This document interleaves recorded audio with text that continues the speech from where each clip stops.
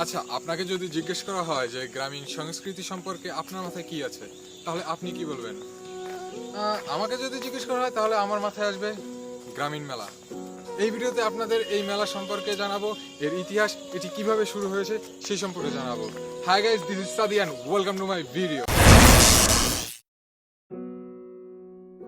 আমরা এই মুহূর্তে আপনাদের যেই মেলায় ঘুরতে নিয়ে যাব সেই মেলার নাম সূর্যমণি মেলা। চলুন সূর্যমণি মেলায় ঘুরতে ঘুরতে এবং যেতে যেতে আপনাদের এর ইতিহাস সম্পর্কে জানানো যাক। সূর্যমণি মেলা, যে মেলা শুরু হয় সূর্য পূজার মাধ্যমে। বানারীপাড়ার আহমদাবাদ বেতাল গ্রামে ছিল সরকার বাড়ি। কৃষকরা সরকার বাড়ির জমি চাষ করতেন।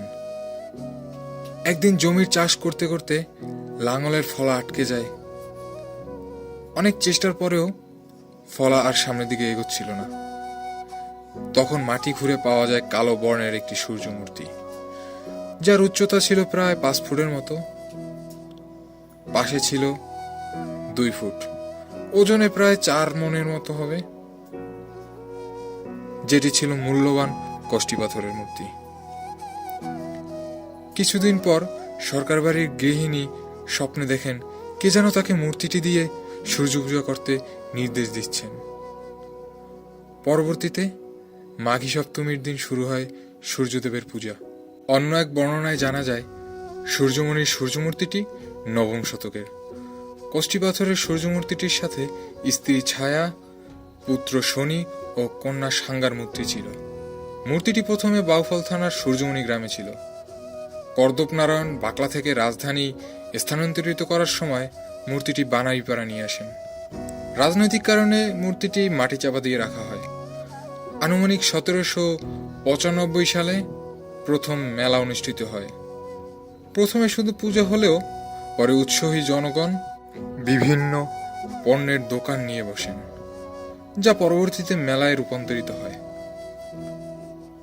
সূর্য পূজা করলে রোগবালাই, রাহুল গ্রাস থেকে রেহাই পাওয়া যায়, জমির উর্বরতা বৃদ্ধি পাবে, ফসল ভালো হবে, এমনটাই হিন্দু সম্প্রদায়ের লোকজন বিশ্বাস করেন।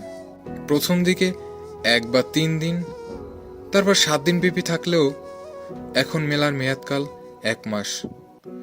শুরুর দিকে ছাপড়া ঘরে পূজা হলেও এখন সেখানে পাকা মন্দির হয়েছে।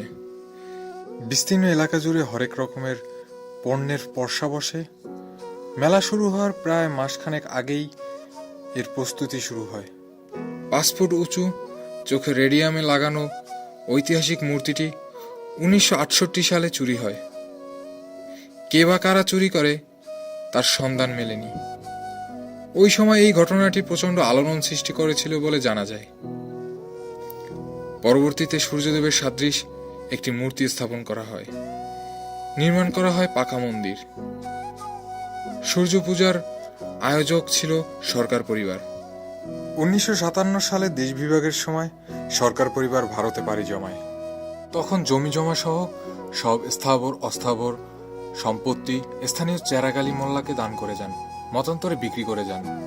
এরপর থেকে বংশ পরম্পরায় মোল্লা পরিবারই মেলার দেখভাল করেন। সূর্যমণি মেলায় সব ধর্মের লোক আসেন। কাঁধে কাঁধ মিলিয়ে সবাই উৎসবে মেতে ওঠেন, কেনাকাটা করেন, সার্কাস, পুতুল নাচ উপভোগ করেন।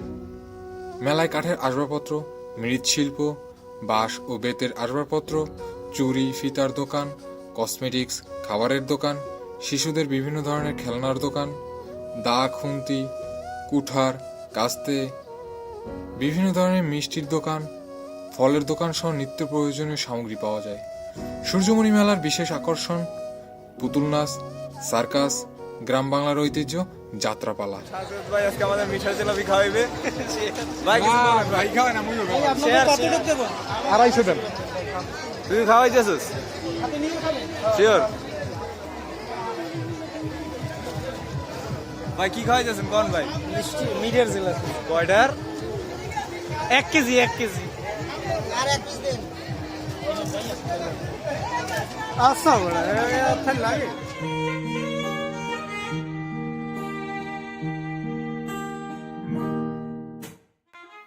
মেলায় ঘুরতে ঘুরতে অনেকটা সময় আপনাদের সাথে পার করলাম।